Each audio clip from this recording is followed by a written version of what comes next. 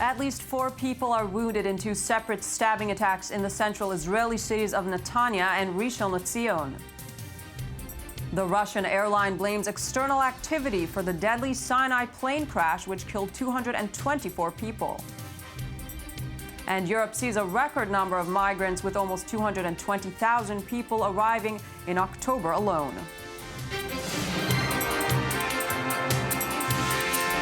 Good evening. You're watching I-24 News. We begin with breaking news from Israel. A stabbing attack in the central city of Netanya leaves one man seriously wounded after he was stabbed in his upper body.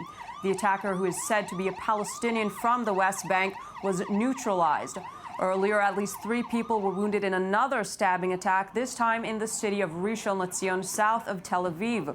2 people, a man in his 40s and a woman in her 80s, were left in serious condition, the Magen David Adom Rescue Service said. The third victim, 26, was lightly hurt. An Israeli police spokeswoman says the attacker, identified by authorities as a 19-year-old Palestinian man from Hebron, is now in custody. And we're going to go live to Rishon LeZion, where our reporter Shai Ben-Ari is standing by. Shai, what's the latest? Yes, well, of course, in Netanya, an incident a little to the north of here in the past hour or so, we know of a 70-year-old who was severely wounded as a result of a Palestinian attacker stabbing him. The Palestinian attacker was then shot on the scene by police who arrived there, and he was neutralized, basically. We know that he is from the West Bank city of Tulkarm. Of course, earlier, a few hours earlier here in Rishon LeZion, 3 different stabbings, basically, that began in a bus stop right in front of me here. The attacker then ran down this road, stabbed one person on the corner there behind me, and then found his way into a clothes shop a little down the road. There he was overpowered by citizens at first and then policemen who arrived on the scene. They were actually able to protect him from further harm before basically putting him in a police vehicle, which then took him away to interrogation. Meanwhile, you can see right-wing activists have begun a protest here, a rather spontaneous protest here on the street corner in Rishon LeZion. Thank you very much, Shai Ben-Ari. We can see the rally behind you has begun in support of Israel. Meanwhile, the Jerusalem municipality has decided to suspend all construction in the eastern part of the city several days prior to Prime Minister Benjamin Netanyahu's trip to the U.S. and against the backdrop of a citywide wave of violence. The building freeze will impact the controversial residential construction plan in the primarily ultra-Orthodox Ramat Shlomo and applies unilaterally to Palestinian and Jewish homes. Earlier, we were joined by I-24 News diplomatic correspondent Tal Shalev, who had this to say about the move. Well, this story actually begins 5 years ago in 2010 when what is known as the Biden incident, when Israel had a huge diplomatic embarrassment when East Jerusalem tenders in the Ramat Shlomo neighborhood were published exactly as Vice President Joe Biden arrived in Israel. And since then, every suspicious or problematic plan that has to do with planning in or construction in Jerusalem basically goes through the Prime Minister's office and basically is coordinated with the Prime Minister's office. An Israeli official in the Jerusalem municipality does confirm to us just a short while ago that the Prime Minister is the one who requested to postpone this plan ahead of the meeting with President Obama next week. But of course, the Prime Minister's office denies this. It doesn't want to pay a political price, as Netanyahu's right-wing constituents are already discontent with construction policies. But it is clear that Netanyahu is trying to minimize frictions ahead of the meeting with President Obama, which is the first meeting the 2 leaders have had in since the Iran deal was signed, and it's a very crucial meeting especially for the Israeli Prime Minister, since he intends to request quite generous package of military and intelligence assistance. He does not want to have this any tensions that have to do with construction come in the way. We're going to move now to neighboring Egypt. The Russian airline Metrojet says that external activity is to blame for the deadly Sinai plane crash, which killed 224 people on Saturday. An airline official ruled out a technical failure and said that the pilots totally lost control of the plane and did not try to make any radio contact before it crashed. I-24 News' Danny Swibel with the story. More bodies of the victims of the Russian Airbus A321 plane, which crashed after leaving an airport in Egypt's Sinai Peninsula, arrived at a morgue early Monday as forensic investigations of the corpses began. Russia observed a day of mourning yesterday as the bodies of more than 140 of those killed in Saturday's crash were flown back to St. Petersburg with more questions than answers.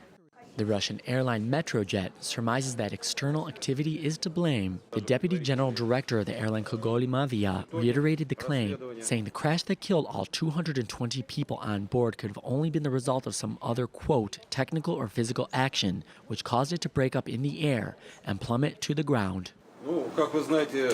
There are no such faults like engine failure, system failure. There is no such combination of systems failure that could lead to a plane breaking up in air.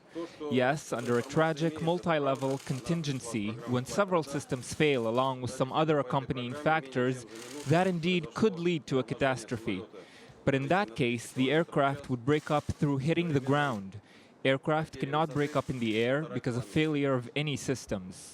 After an incident with the plane in 2001, the entire maintenance history of the aircraft will be thoroughly checked to see whether all the corrections and repairs had actually been done. In less than a minute, the aircraft dropped speed by more than 300 kilometers per hour, with a simultaneous drop in altitude of 1.5 kilometers. The Russian airliner was not struck from the outside, and the pilot did not make a distress call before it disappeared from radar. Reports are circulating in the Turkish media that the Istanbul governor's office has launched a legal investigation regarding 6 vehicles without license plates that were in school parking lots on Election Day. Claims about possible attempts of vote rigging from various parts of the country came as President Tayyip Erdogan said this morning that the nation had voted for stability in a parliamentary election that saw the Justice and Development Party with almost 50% of the vote win an outright majority. Meanwhile, the Islamist group Hamas congratulated Erdogan on his victory. Hamas congratulates the Turkish people and parties in the Turkish President Recep Tayyip Erdogan and Turkish Foreign Minister Ahmet Davutoğlu for the results that reflected the maturity of the democratic process in the Turkish field and for the Turkish civilization that succeeded in these elections in such an ideal way and a civil way. We in Hamas consider that these results, before it being a victory for Turkey, it is a victory to Palestine because we trust that Turkey places results in favor of the services of the Palestinian cause, Jerusalem cause, and for the Palestinian people. Nearly 220,000 migrants and refugees arrived over the last month alone to the European continent, a record number of migrants arriving by sea.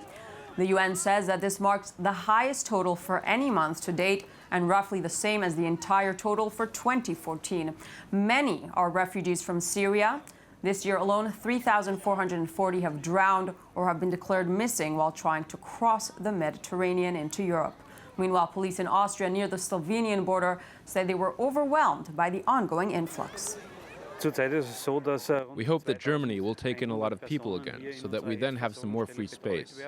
Then we will be able to take the people from here to the emergency accommodation, because it is only there that they can be cared for in an orderly way. At the moment, around 2,100 people are here being cared for by us.